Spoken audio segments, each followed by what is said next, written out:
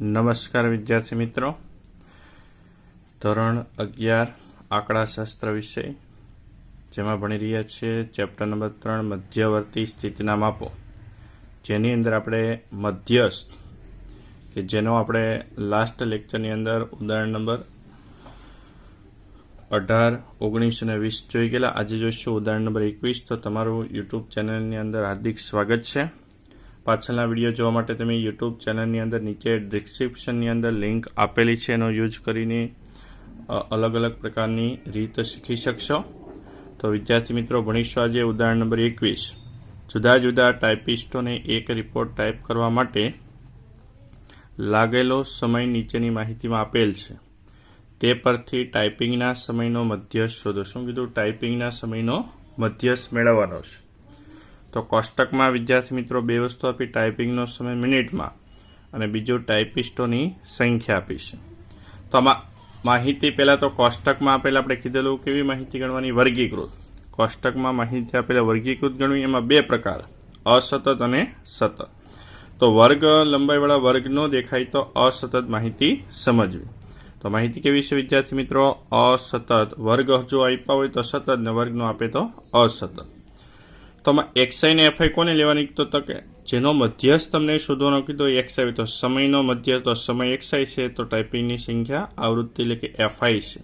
અવલોકનો કહેવાય, જે ચડતા ક્રમમાં છે. જો ચડતા ક્રમમાં 10, 11, 12, 13, 14 ન હોય તો આપણે એને ચડતા ક્રમમાં ગોઠવવા પડે. આવૃત્તિ એની સામેની જ લખવાની, જે આવતી હોય તે તમે આ તમને કદાચ આડાવડા આપ્યો હોય 10, 11, 12, 13, 14, તો એને ક્રમમાં ગોઠવવા એટલે કે ચડતા ક્રમમાં. એની સામેની જ આવૃત્તિની સામે જ લખવાની રહેશે. 10 દાખલે કે 10 પાછળ હોત તો 10ને આગળ લે તો આવૃત્તિ પણ સાથે રહેશે. આવૃત્તિને કોઈ ચડતા ક્રમમાં ગોઠવવાની જરૂર નથી. બરાબર? તો તમને ખ્યાલ એવો છે કે અવલોકનને ચડતા ક્રમમાં ગોઠવી, બાજુમાં એફઆઈ અને બાજુમાં સીએફઆઈનો કોષ્ટક ગાળવું, જે આપણે લાસ્ટ લેક્ચરમાં પણ શીખેલા. તો ભણીશું ઉદાહરણ નંબર 21. ચાલો વિદ્યાર્થી, તો આપણે ભણી રહ્યા છીએ ઉદાહરણ નંબર 21 કે જેમાં ટાઈપિંગનો સમયને એક્સઆઈ લીધું, ટાઈપિસ્ટોની સંખ્યાને એફઆઈ લીધું. પહેલાં તો શું કરવાનું હતું કે અવલોકન ચડતા ક્રમમાં હોવા જરૂરી છે, તો દાખલાનો જવાબ સાચો પડે. હવે શું કરવાનું હતું કે આ એફઆઈનો સરવાળો જેને એન કહેવાય. શું કહેવાય? એન. 5, 7, 8, 15 અને 5નો સરવાળો કરો તો આપણે એન મળશે. તો એન બરાબર અહીંયા લખીશ કે આવૃત્તિનો સરવાળો વિદ્યાર્થી મિત્રો કેટલો આવે છે? તો કે 40. કેટલો આવે છે? 40. ચાલો, બાજુમાં એક જ કોષ્ટક ગણવાનું, સંચય આવૃત્તિ, જેને CFI તરીકે ઓળખવામાં આવે, થી ઓછા પ્રકારની સંચય અગાઉ પીરિયડમાં પણ જોઈ ગયેલા. કઈ રીતે? તો કે એફઆઈ પરથી CFI મળે, પહેલા 5ના 5 મૂકવાના, ઉપરથી એક એક કિંમતનો સરવાળો. 5 + 7 એટલે કે આ બેનો સરવાળો કરો તો 12.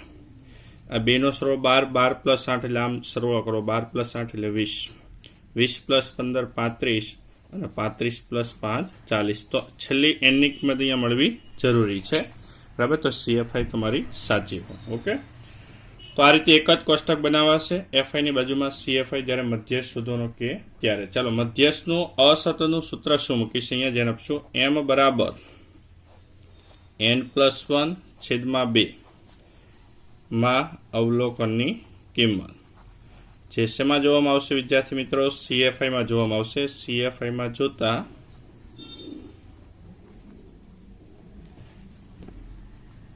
મળતો સામેનો એક્સઆઈ. ઓકે, મળતો સામેનો એક્સઆઈ. ચાલો, n+1/2 આ અસતતનું સૂત્ર. n એટલે અહીંયા સરવાળો લખ્યો 40, તો 40 મૂકીશું. 40 + 1/2 કરીશું માં અવલોકનની કિંમત. 40 + 1 એટલે 41, 41/2 કરો તો 20.5 જવાબ આવશે. કેટલો આવશે? 20.5. એટલે કે સરવાળો પ્લસ ભાગાકાર કરતા 20.5 મધ્યસ્થનો જવાબ મળ્યો નથી. હવે શું કરવાનું? આ 20.5ને CFIમાં જોતા એવું લખી દો. CFIમાં કેમાં સમજતા? આમાં 5માં નહીં થાય, 12માં નહીં થાય, 20. હવે 20.5, 20 સુધીનો સરવાળો અહીંયા 20 પછીની, પણ આ બેની વચ્ચે 0.5નો અર્થ થાય 20 અને 21ની વચ્ચેની. તો આ બે વચ્ચેની કિંમત કહેવાય. જો 21 હોય તો 35, તો તમારો જવાબ 13 મળી જાય. પણ આની પછીના પોઈન્ટ ગમે તે લાગે તો આ બેની વચ્ચેની કિંમત કઈ રીતે શોધવી? તો આપણે અગાઉ પણ એક દાખલામાં અવર્ગીકૃતમાં જોઈ ગયેલા કે 20માં અવલોકનની કિંમત પ્લસ 21માં અવલોકનની કિંમત છેદમાં 2 વડે, એટલે કે એની મધ્ય કિંમત શોધવામાં આવશે. શું શોધવામાં? મધ્ય કિંમત. તો 20મા અવલોકનની કિંમત સામે કયો એક્સાઈ છે 12 પ્લસ 21નો સમાવેશ 35માં થઈને સામેનો એક્સાઈ 13 છેદમાં 2 વડે ભાગો 12 પ્લસ 13 છેદમાં 2 કરો તો જવાબ મધ્યસ્થનો તમને કેટલો મળશે m બરાબર 12.5 મળશે. કેટલો મળશે 12.5 મિનિટ. એકમ કયો છે એક્સાઈનો એકમ સમયમાં તમને મિનિટ ચોપડીમાં બતાવ્યો છે. ઓકે, તો આ રીતે પોઈન્ટ પછી જો આ કિંમત પછી પોઈન્ટ આવે તો દાખલા કે 20 જ એવો હતો અહીંયા 20 તો તમારો જવાબ 12 હોત. 21 ખાલી એવો તો તમારો જવાબ 13 કારણ કે 21નો સમાસ 20 પછીનો સમાસ 35માં થાય તો 13 આવે. પણ 35 પછી પોઈન્ટ લાગે 40 પછી 12 પછી પોઈન્ટ લાગે 12 પછી પોઈન્ટ લાગે તો આ બેનો સરવાળો કરો 11 પ્લસ 12 છેદમાં 2 વડે ભાગાકાર. બરાબર. તો આપણે જોઈએ દાખલો 21મો. તો વિદ્યાર્થી મિત્રો આગળનો દાખલો જોઈએ એટલે કે ઉદાહરણ નંબર 22મો જોઈશું. ચાલો વિદ્યાર્થી આગળ જોઈએ ઉદાહરણ નંબર 22. શું કીધું? એક બેંકમાં દર દિવસે ભરાયેલા ચેકની સંખ્યાનું આવૃત્તિ વિતરણ નીચે પ્રમાણે છે. નીચે કોષ્ટકમાં માહિતી આપેલી વિદ્યાર્થી મિત્રો કેવી ગણીશું તો કે વર્ગીકૃતમાં બે પ્રકાર અસતત ને સતત. તો વર્ગ આપે ત્યારે હંમેશા સતત માહિતી સમજવી, વર્ગ ન હોય તો અસતતના આપણે બે દાખલાઓ પાછળના ઉદાહરણ જોઈ ગયા 20 અને 21માં. હવે જોઈએ સતતનું ઉદાહરણ. હવે અહીંયા વર્ગ આપ્યા. વર્ગમાં શું આવે? નિવારક અને અનિવારક વર્ગ આવે.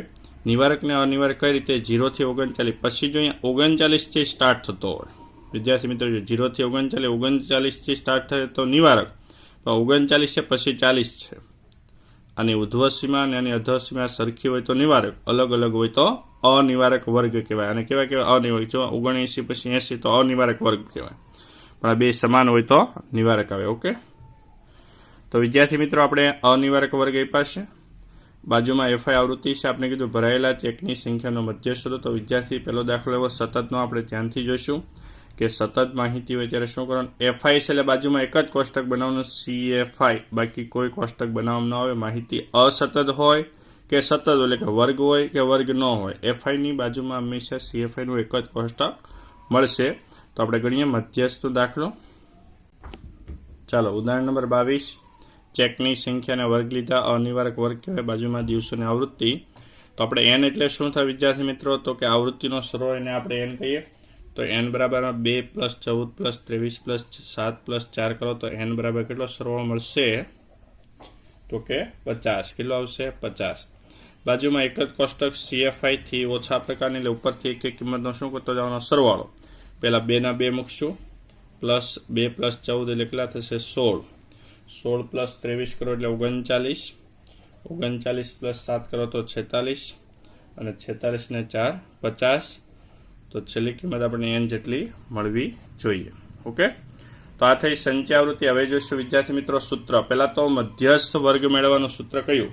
કે મધ્યસ્થ વર્ગ આપણને કઈ રીતે મળશે એ પહેલા જોવાનું છે. મધ્યસ્થ વર્ગ કઈ રીતે આપણને મળે? બે સૂત્ર લખાવેલા છે આની અંદર. પહેલું સૂત્ર એમ બરાબર એટલે કે મધ્યસ્થ વર્ગનું સૂત્ર, મધ્યસ્થ વર્ગ બરાબર.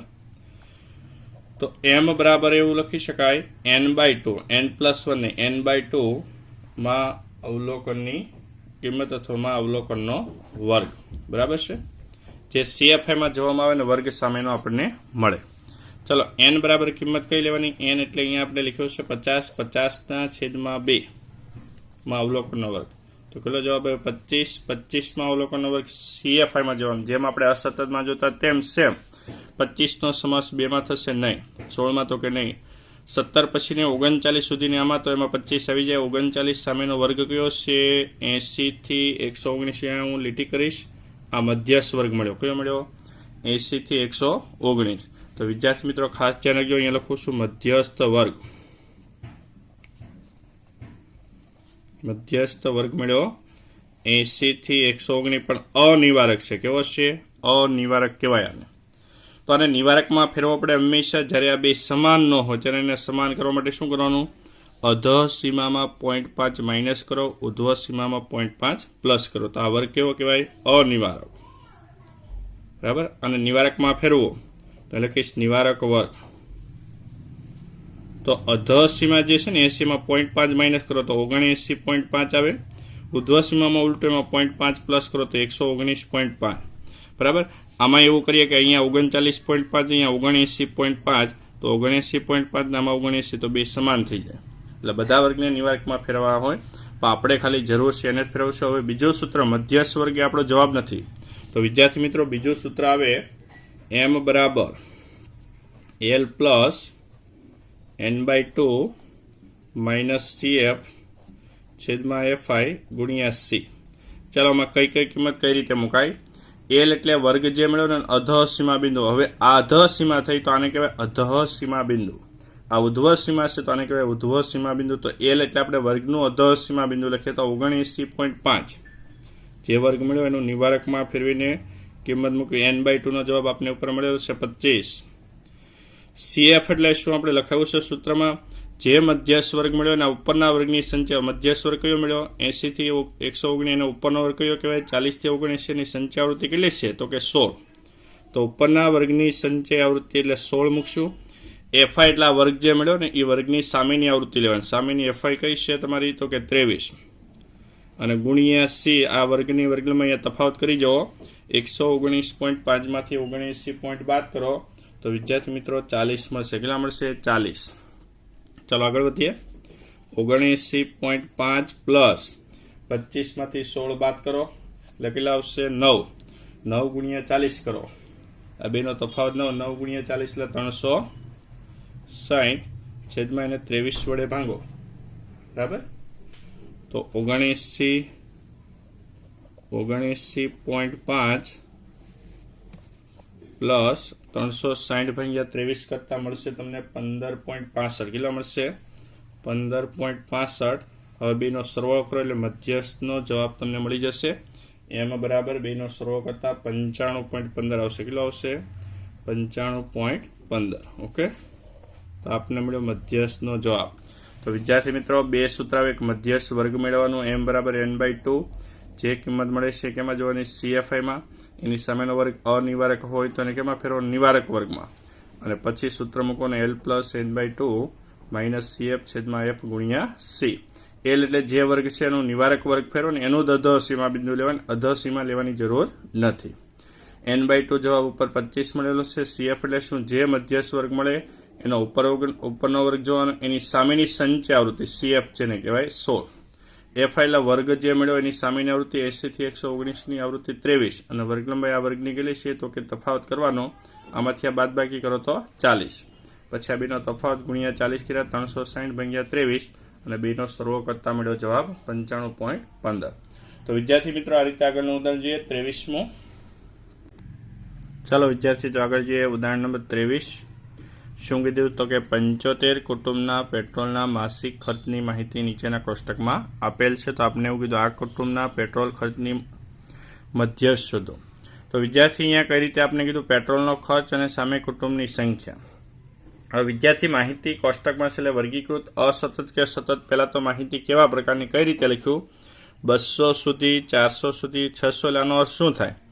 કે 200 સુધી ખર્ચ પેટ્રોલનો થતા અને બે કુટુંબ છે. 400 સુધી એટલે 400 સુધી એટલે 400 સુધી એટલે ત્યાંથી ઓછા બાજુ જવાનું કે 400, 300, 200, 100. ક્યાં સુધી? 100 સુધી જવાય, બરાબર? અહીંયા જોજો ખાસ 0 થી 400 સુધીનો ખર્ચ કરતા 8 કુટુંબ. 600 સુધી એટલે 0 થી 600 રૂપિયાનો પેટ્રોલનો ખર્ચ 17, 800 સુધીના 32, 1000ના 57, 12 સુધી 75.